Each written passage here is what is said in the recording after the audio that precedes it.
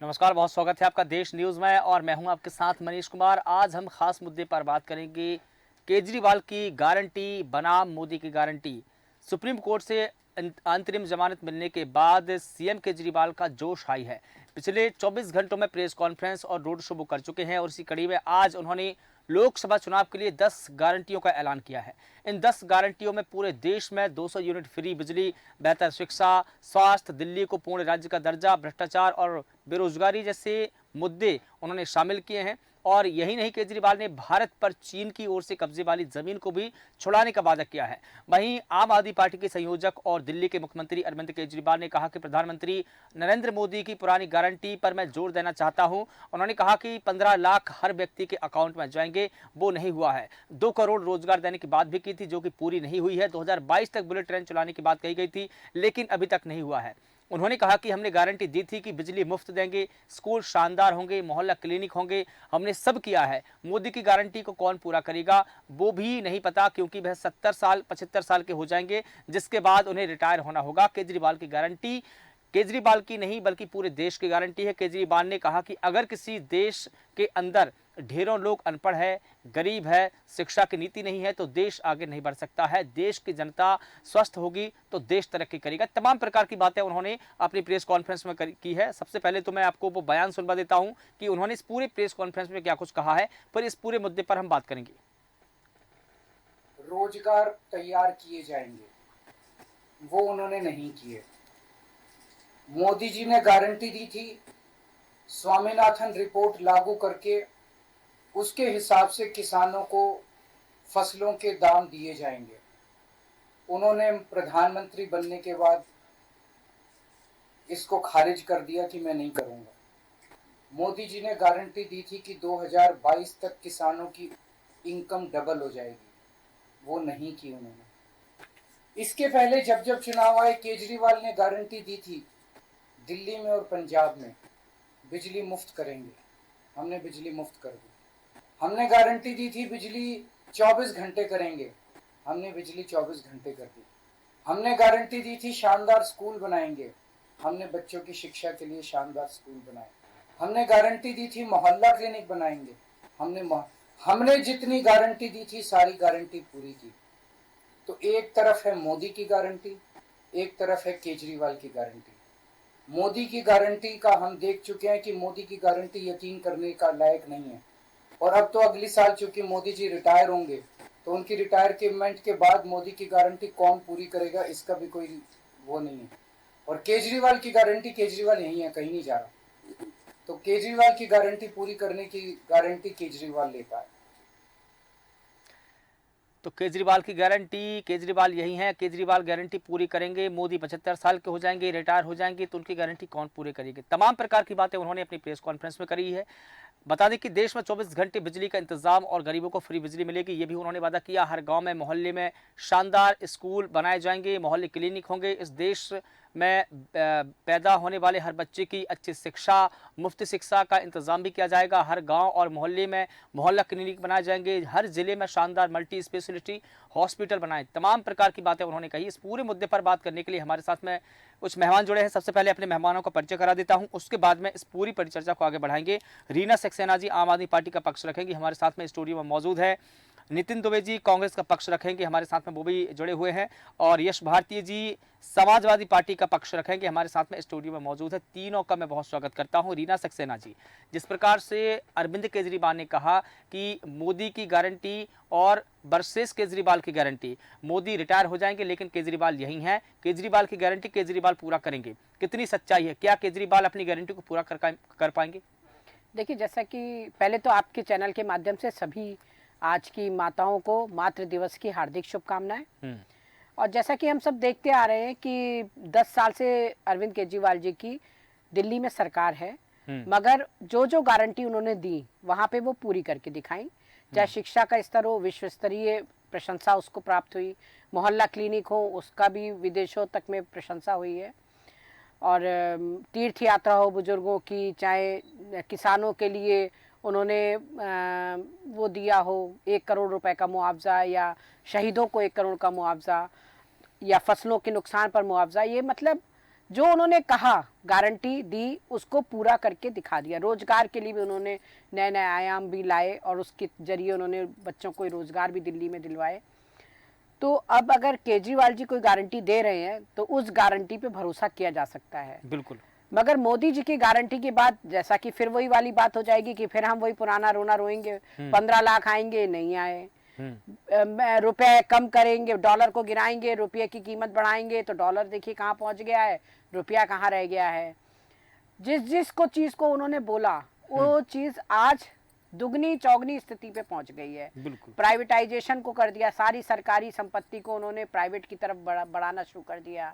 उन्होंने रेल बेच दी, भेल बेचने जाने की तैयारी हो गई है, और वो जहाज बेच दिए, एयरपोर्ट बेच दिया, सब चीजों पे उन्होंने जो है प्राइवेटाइजेशन कर दिया। अपने दोस्तों को इनकम उन्होंने बढ़ा दी, और आम जनता, आम गरीब जनता जिसको सुविधाएं मिलनी चाहिए, जो देखती है कि देश के राजनीति की तरफ कि हमारे देश में अगर ये संसद में बैठेंगे तो ये कुछ हमारे हित के काम लाएंगे, वो तो कुछ भी नहीं हुए हैं। बिल्कुल ठीक है। नितिन दुबे जी, आपसे सवाल कर लेता हूं, जिस प्रकार से राहुल गांधी और मल्लिकार्जुन खड़गे ने गारंटी लॉन्च की, उन्होंने भी 5 गारंटी और 25 उसका लॉन्च किया था अपना मैनिफेस्टो, उसमें भी उन्होंने गारंटी की बात की। मोदी भी गारंटी की बात कर रहे हैं, अरविंद केजरीवाल भी गारंटी की बात कर रहे हैं। किसकी गारंटी पर जनता विश्वास करेगी? देखिए, मोदी जी की तो गारंटी और वारंटी दोनों खत्म हो चुकी है। अब ये चाइना का माल बन चुके हैं, क्योंकि इनका जो झूठ का साम्राज्य है वो जनता उसको ध्वस्त कर चुकी है। और सभी जगह से ये रिपोर्ट है कि इंडिया गठबंधन इनके सपनों पर पानी फेर रहा है, क्योंकि ये तो जुमलेबाज पार्टी है और जुमलेबाजी नेता हैं। 370 400 सीटें आएंगी, हम संविधान बदल देंगे, हम कश्मीर के साथ साथ पाकिस्तान को भी छुड़ा लेंगे, मतलब इस तरह की ये जुमलेबाजी है। जिस देश के 80 करोड़ लोग राशन के लिए लाइन में लगे हैं, उस देश का प्रधानमंत्री ये कहता है कि हम विश्व गुरु बन चुके हैं। इस देश में जहां 80 करोड़ लोगों को खाने के लाले पड़े हुए हैं, और अगर वो दुकान बंद हो जाए 2 दिन के लिए तो इस देश में लूटमार मचने लगे, और उस देश का झूठ बोलने वाला प्रधानमंत्री ये कहता है कि हम चांद पे पहुंच गए हैं। भाई, चांद पे पहुंचना कोई उपलब्धि थोड़ी है, टेक्नोलॉजी का दौर है। आप टेक्नोलॉजी को खरीदें और चांद, सूरज, मंगल जहां चाहे वहां पहुंचे। सवाल देश के अंदर बेरोजगारी का है, सवाल देश के अंदर अपराध का है, सवाल जो है गरीबी का है। देश के प्रधानमंत्री झूठ बोलते हैं कि कांग्रेस मंगलसूत्र छुड़ा लेगी। आप देखिए कि आम आदमी पार्टी के साथ कितना बड़ा अत्याचार का दमन करने की कोशिश की गई।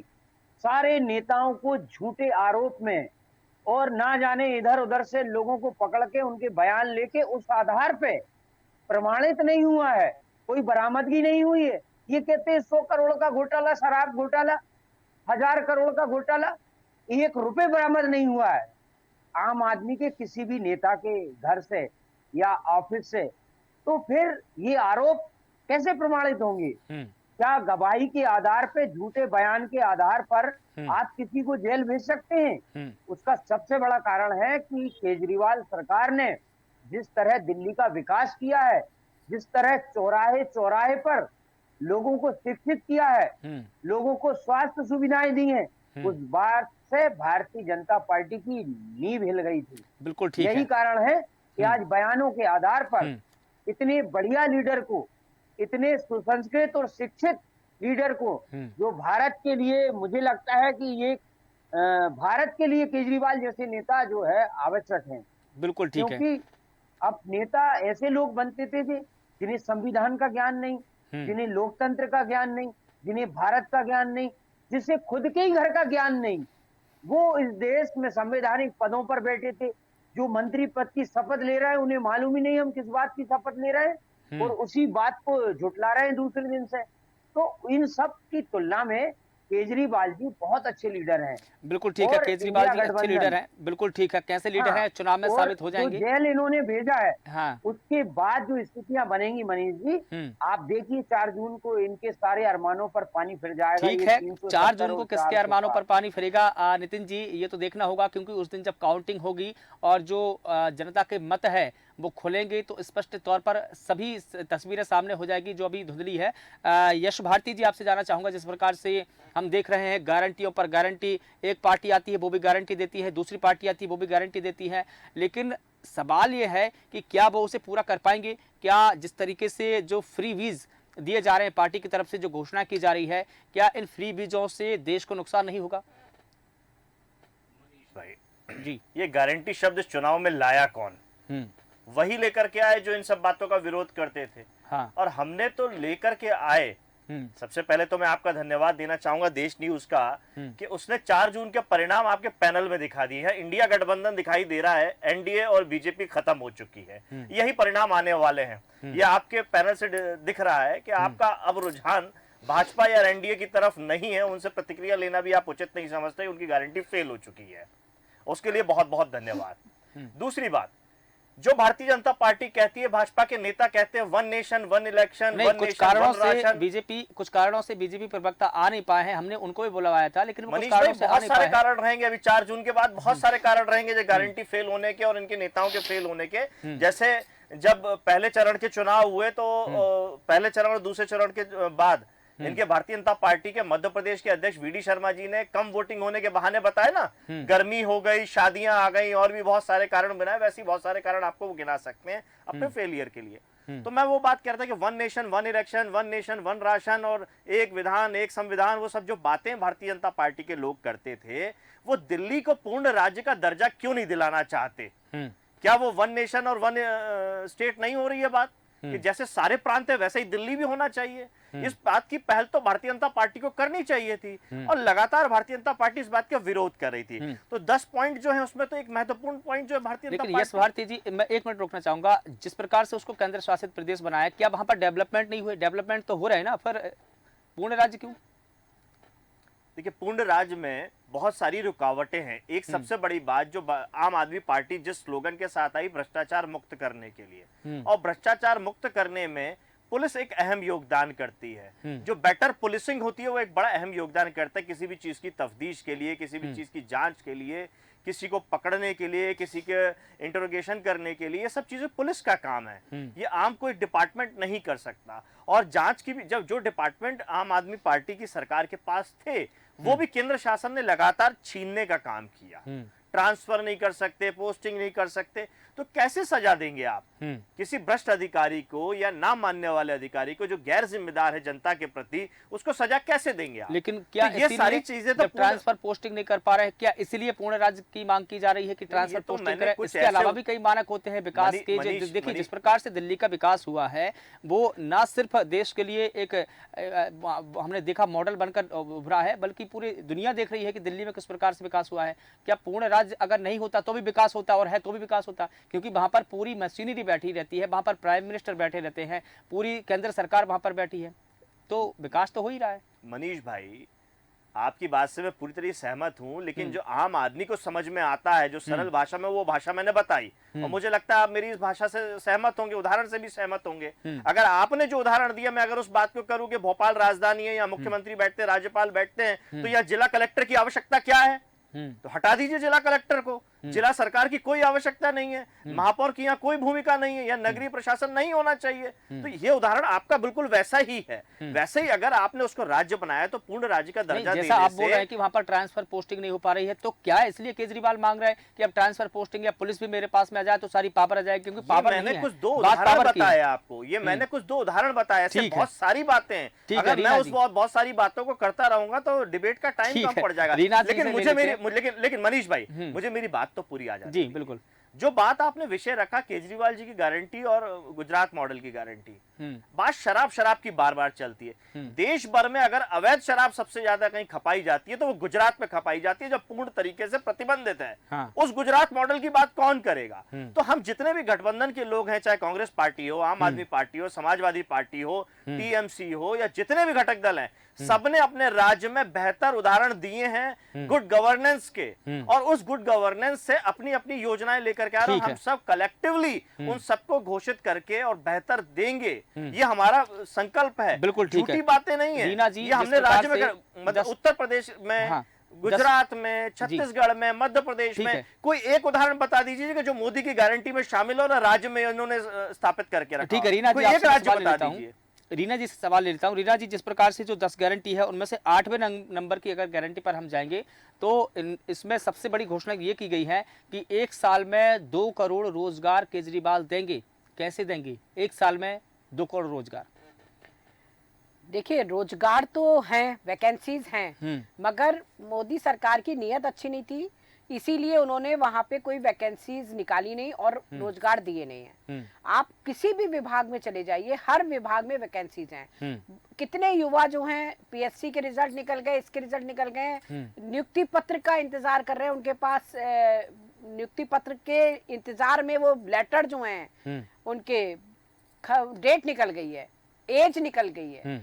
तो रोजगार है, रोजगार के आयामों को लाना कोई बहुत बड़ी बात नहीं है। लेकिन कैसे? उन्होंने ये नहीं बताया, योजना नहीं बताई कि इस योजना के जरिए या ऐसे या ये हमारा प्लान है, मास्टर प्लान योजना तो उन्होंने किया है ना। मास्टर प्लान उन्होंने दिल्ली में एक मॉडल बनाया था। उन्होंने क्या किया, एक ऐप बनाई और 2 ऐप, एक ऐप में एक तरफ जहां आपकी कंपनियां हैं वो उनके, और एक तरफ बेरोजगार युवाओं को, अब जिसको जो चाहिए वो आपस में टाई अप करके उधर जॉब लग रही हैं। तो दिल्ली का मॉडल वो पूरे देश के लिए लेके आएंगे कि सारी कंपनियां और सारे बेरोजगार युवाओं को उस ऐप के माध्यम से रोजगार दिलाया जाएगा। और फिर पहली बात तो जब हम गारंटी की बात करते हैं तो सरकारी नौकरियों की बात करते हैं, सरकारी विभागों की बात करते हैं। आज किसी भी विभाग में, आप मध्य प्रदेश के, आप अगर हम अपने भोपाल में ही बात कर ले, बहुत सारे विभाग हैं, मगर आप चले जाइए तो बुजुर्ग अधिकारी तो दिख रहे हैं, मगर युवा एक भी कर्मचारी वहां पे अधिकारी नहीं दिख रहा है। तो क्या पिछले 30 साल से जो ये शिवराज सरकार चली आ रही है, 25 साल से, क्या उन्होंने कोई भी जरूरत ही नहीं समझी कि हम रोजगार दे पाए, आयाम ला पाए रोजगार के? तो ये तो एक सिर्फ छोटे से मध्य प्रदेश की, बाकी मध्य प्रदेश के अलावा ऐसे पूरे देश में सारे विभागों में वैकेंसीज हैं। जरूरत है, युवाओं की जरूरत है, क्योंकि युवा जब आता है तो वो नई सोच के साथ आता है, नई ऊर्जा के साथ आता है। नितिन जी, भ्रष्टाचार को खत्म करेंगे, बीजेपी की वॉशिंग मशीन को बीच चौराहे पर तोड़ेंगे, ये 9वें नंबर पर गारंटी अरविंद केजरीवाल ने आज दी है प्रेस कॉन्फ्रेंस में। कौन सी यहाँ पर बीजेपी की मशीन की बात की जा रही है, क्या कहते हैं आप इस पर? तो ये है उनकी वॉशिंग मशीन, जिसमें सभी नेता, सभी दलों के किसी पर कोई भी आरोप हो, आप भारतीय जनता पार्टी ज्वाइन कर लीजिए। आप आरोप से और अपने पापों से तुरंत मुक्त हो जाएंगे। जैसे कहते हैं ना कि गंगा में नहाने के बाद जो है एक धार्मिक हमारी आस्था है कि हम पाप मुक्त हो जाते हैं। आज भारतीय जनता पार्टी वही नाला बन चुकी है, जिसमें कहते हैं कि इसमें डुबकी लगाने के बाद आपके पाप जो है और आपके ऊपर जो मुकदमे हैं वो दर्ज हो जाएंगे। और इसके अलावा ये दोगली राजनीति भी करते हैं। देखिए, आप इंदौर में इनकी दोगली राजनीति का सबसे बड़ा उदाहरण देखने को मिला। कांग्रेस के कैंडिडेट को लालच देकर और उसको ये कहकर कि आपके खिलाफ मुकदमा वापस हो जाएगा, उससे फार्म वापस करवा दिया। फार्म वापस किया, मीडिया में हवाबाजी की, उसे गमछा उड़ाया और फिर उसके पिता और उसके खिलाफ वारंट जारी हो गया। इस तरह का ये षड्यंत्रकारी पार्टी है भारतीय जनता पार्टी। देखिए, स्वस्थ लोकतंत्र की यही निशानी है कि सरकारें जो हैं वो राजशाही की तरह नहीं चले। भारतीय जनता पार्टी में आप लोकतंत्र की बात करते हैं, अरे उत्तर प्रदेश में योगी मुख्यमंत्री हैं तो योगी मुख्यमंत्री हैं, देश में 10 साल से प्रधानमंत्री नरेंद्र मोदी हैं तो नरेंद्र मोदी हैं, जो रक्षा मंत्री हैं 10 साल से वो रक्षा मंत्री हैं। तो कहाँ है लोकतंत्र? आप बात जो है दुनिया को लेकिन भ्रमित करने की करते हैं। वो तो जो प्रधानमंत्री हाँ। रहते हैं या मुख्यमंत्री रहते हैं, ये उनका विशेष अधिकार रहता है कि वो किसको मंत्री बनाना चाहे या ना बनाना देखिए, चाहे। ये तो तो प्रधानमंत्री का विशेष अधिकार है ना, तो इस पर तो कोई कुछ नहीं कह तो सकता। ऐसा तो कोई आपके नियम भी नहीं है कि जो मनीष व्यक्ति जी, एक बार ऐसा मंत्री नहीं बन है। गया दोबारा मंत्री नहीं बनेगा, ऐसा तो कोई नियम ही नहीं ऐसा है ना। नहीं है, ऐसा बिल्कुल भी नहीं है। नहीं, ऐसा नियम विशेष कहाँ है नितिन जी? अधिकार के मायने तानाशाही नहीं होता नहीं है। नहीं, नियम बताइए ना, नियम कहाँ है? विशेष- ऐसा मैं कहीं नियम अपने नहीं है घर में कि रह एक रहा बार हूँ। जो व्यक्ति सुनिए मंत्री तो बना आप। दोबारा नहीं बनेगा, जी ऐसा नियम नहीं है ना। ना तो मैं ये व्यावहारिक बात प्रधानमंत्री कर का रहा हूँ। विशेष अधिकार होता है कि वो किसे लंबे समय तक मंत्री बनाना चाहे, किसे मंत्रालय देना चाहे। वो बिल्कुल मैं बेहतर जानता हूँ इस बात को। मैं कह रहा हूँ कि मेरा अपना घर है, लेकिन अपने घर में मैं 24 घंटे बाजे तो नहीं बजा सकता ना ढोलक। मेरी भी अपने घर के में अंदर भी गरिमा है। मेरा कहने का मतलब एक व्यवहारिक जो संविधान होता है, व्यवहारिक जो आप और हम में होता है, जो एक संस्कृति से पनपता है, मैं बात उस व्यवहारिक बात की कर रहा हूँ। लेकिन भाई ठीक किसी है, को अगर किसी राम मंत्री राम का काम करना, ठीक लगा तो नमस्कार उनको करना दोबारा बना मजबूरी दिया। नहीं है। इसमें दो राय कहाँ है? अगर अरे- जैसे कि अगर आप भी होते, देखिए अगर कांग्रेस पार्टी सत्ता में होती, नितिन दुबे जी का काम अगर किसी को ठीक लगता है या प्राइम मिनिस्टर को या चीफ मिनिस्टर को, तो नितिन दुबे जी को दोबारा मंत्री बना देते। तो ये आपके काम पर डिपेंड करता है। वो देखिए, ये बात कहने में मनीष जी और जमीन में बहुत अंतर है। ठीक है, मोदी एक तानाशाह लीडर हैं। ठीक है। आज उन्होंने आरएसएस को खत्म कर दिया, आज उन्होंने भारतीय जनता पार्टी को भी खत्म कर दिया। एक ही मिशन चलता है, एक ही विजन चलता है। जरा सी एक बात केजरीवाल जी ने उनकी कह दी, ये भी उनकी व्यवहारिक बात थी। उन्होंने कहा था कि 75 पार के बाद आप रेस्ट लीजिए। ठीक है, लेकिन आज वही मुकर गए जब केजरीवाल जी ने उस मुद्दे को उठाया कि भाई अब तो मोदी रिटायर होने वाले हैं, तो फिर अमित शाह खुद ही मुकर गए उस बात से कि हमारे पास ऐसा कोई संवैधानिक वो नहीं है हमारी पार्टी में। तो फिर भैया आपने उसे लागू क्यों किया था? ये व्यवहारिक चलो ही था ठीक है, ना। ठीक है। जब चाहे यश जब भारती जी, जनता के सामने हटा एक दें और इसमें बोल वादा दें। किया है कि हर जिले में world class multi speciality hospital और गांव मोहल्ले में मोहल्ला क्लिनिक बनाकर लोगों को मुफ्त इलाज दिया जा रहा है। लेकिन आज जो आयुष्मान योजना हम देख रहे हैं, इसमें भी तो लोगों को एक इलाज ही मिल रहा है, मुफ्त मिल रहा है। और जिस प्रकार से हम देख रहे हैं कि हर जिले में एक मेडिकल कॉलेज की भी बात की गई है, कई जगहों पर बनाए जा रहे हैं। क्या कहेंगे आप? मनीष भाई, मैं आपके पहले दो सवालों पे आना चाहूंगा जो आपने आम आदमी पार्टी और हमारे कांग्रेस पार्टी के साथी से करी थी। आपने आम आदमी पार्टी के साथी से सवाल पूछा कि रोजगार कहां से आएंगे। आप मुझे बताइए, अग्निवीर योजना जो सेना में युवा जाते थे वो संविदा नियुक्ति कर दी इन्होंने। नहीं, हर जगह तो ये कॉन्ट्रैक्ट बेसिस पे सवाल मेरी का जवाब मनीष भाई, दिया है मेरी रीना बात जी ने। मुझे होने मैं जाने आपसे दीजिए। World class multi speciality hospital मैं का जवाब आपके चाहता हूं। सवाल का जवाब दूंगा, पर पहले मुझे बात पूरी हो जाने दीजिए। कुछ मेरी इच्छा भी होगी जवाब देने की, ठीक है, वो भी ठीक है। आ जाने दीजिए दर्शकों बिल्कुल। के बीच में। आपने रेलवे की नौकरियां कब से नहीं देखी? इश्तिहार भरा रहता था रेलवे की नौकरी से, युवा बहुत उत्साहित होकर के, हमारी बहनें और बच्चे एग्जाम देने के लिए उत्साहित रहते थे। परीक्षा केंद्र पता चल जाता था कि आज रेलवे की परीक्षा है, भले ही मैं उस क्षेत्र में हूं या ना हूं। LIC की परीक्षाएं होती थी, रेलवे की होती थी, बैंक की होती थी, SSC की होती थी। ये सब रोजगार कहां गए? कैसे भर्ती हो रही है रोजगार? तो रोजगार तो खाली पड़े हुए हैं, सारे विभाग खाली पड़े हैं। इसमें आरक्षण खत्म करने की जो हम बात करते हैं, SC ST OBC का, माइनॉरिटीज का और अन्य लोगों का, सबका आरक्षण खत्म ऐसे ही तो हो रहा है। और नितिन गडकरी जी ने जब मराठा आरक्षण की बात आई थी तो उन्होंने कहा कि जब नौकरियां ही नहीं बचेंगी तो आरक्षण कहां बचेगा। तो हम यही तो कह रहे हैं, आरक्षण विरोधी सरकार है, ये युवा विरोधी सरकार है, ये संविधान विरोधी सरकार है, लोकतंत्र विरोधी सरकार है। हम इसी बातों पे कहते हैं। दूसरी बात, आपने जो वॉशिंग मशीन तोड़ने की बात की थी, जो मेरी समझ कहती है आम आदमी, आम नागरिक की तरह, जिस तरीके से संवैधानिक संस्थाओं का दुरुपयोग किया गया है, उनको तोड़ने वाली बात है वो। जैसे सारी चीजें हम बोलने की जरूरत नहीं है, CBI हो या और अन्य संस्थाओं, ठीक है। उनको स्वतंत्रता से काम करने दिया जाएगा। अब मूल उनको सवाल एक पे पार्टी जाते के हैं। पक्ष की तरीके से वो वॉशिंग मशीन मुझे लगता है तोड़ने की उन्होंने ठीक बात है, की। ये दोनों तीसरी डिफरेंट हो बात, गए। आपने जो सवाल मुझसे किया, हाँ। बेहतर स्वास्थ्य व्यवस्थाएं कैसे होंगी, क्या अभी आपने आयुष्मान योजना से उसकी तुलना करी? आप आयुष्मान योजना से नहीं पा रहे हैं, धरातल पे भ्रष्टाचार हो रहा है। जो सही मायने में जिसको इलाज की आवश्यकता होती है, क्या वो इलाज कर पा रहा है? आप जाके देखिए एम्स में, जैसे एम्स का ढिंडोरा पीते हैं, क्या उस आयुष्मान कार्ड को, जैसे ही आदमी वो कार्ड लेके जाता है, कहते हैं आपका आयुष्मान कार्ड वैलिड ही नहीं है। वो एक कागज का टुकड़ा लेके घूमता रहता है, ये सोच के कि मेरे पास आयुष्मान कार्ड है, ये मोदी जी की गारंटी है, NDA की गारंटी है कि मेरा इलाज होगा 5 लाख रुपए का, मैं कहीं भी जाऊंगा। लेकिन जब वो जाता है तो पता चलता है कि वो वैलिड ही नहीं बचा, वो कब इनवैलिड हो जाता है ये पता ही नहीं चलता। तो ऐसी सरकार का क्या काम जो कभी भी इनवैलिड हो जाए। लेकिन जब जीता जागता अस्पताल चलेगा, अस्पताल में डॉक्टर होंगे, नर्स होंगे, पैरामेडिकल स्टाफ होगा, सारी सुविधाएं होंगी, तो वो बेहतर इलाज कर पाएंगी। और जो छोटे मोटे इलाज की जरूरत होती है, सर्दी खांसी की, बुखार की, जिसमें बीपी चेक करना है, डायबिटीज है या नहीं है, छोटी गोली, वो छोटे अस्पतालों से दूरी हो सकती है। तो ये मोहल्ला क्लिनिक उसके लिए बेहतर कारगर होता है। उसके लिए बीपी नपवाने के लिए हमारे बुजुर्ग बड़े अस्पताल में रोज चक्कर काटे, भीड़ का हिस्सा बने, बेहतर है वो मोहल्ले में ही सुविधाएं हो जाए। बीपी की कौन सी दवाई खानी है, डायबिटीज की कौन सी खानी है, सादा बुखार, गर्म बुखार, ये सब चीजें सुविधाएं अगर मोहल्ले में मिलेंगी तो बेहतर इलाज होगा। दूसरी बात, हाँ, हमने देखा मध्य प्रदेश की राजधानी में 1250 जयप्रकाश जी के नाम पे वो अस्पताल है, वो बड़ा वीआईपीओ के बीच में, उसके आईएएस मंत्री, मुख्यमंत्री और भारतीय जनता पार्टी के कार्यालय और मुख्यमंत्री के आवास के बीच में भी वो अस्पताल है। लेकिन जिला कलेक्टर ने अभी कुछ दिन पहले वहां पे छापा मारा तो पता चला ना वो अस्पताल में डॉक्टर सही समय पे आ रहा है, ना वहां पे कोई सुविधाएं हैं,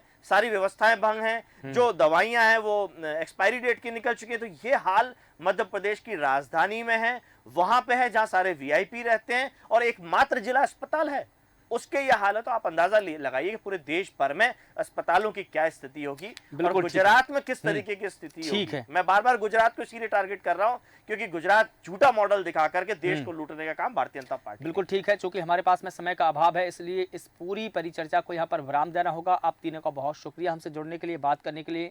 तो बता दें कि लोकसभा चुनाव में मोदी की गारंटी बनाम केजरीवाल की गारंटी की लड़ाई अब देखने को मिलेगी, क्योंकि जिस प्रकार से आज प्रेस कॉन्फ्रेंस हुई, अरविंद केजरीवाल ने प्रेस कॉन्फ्रेंस करके अपनी 10 गारंटियों को यहां पर सियासी मैदान में धकेल दिया है। एक तरीके से ये देखें कि जनता के बीच में डाला है। देखना होगा कि जनता इन 10 गारंटियों पर कितनी मोहर लगाती है, ये 4 जून को फिलहाल पता चलेगा।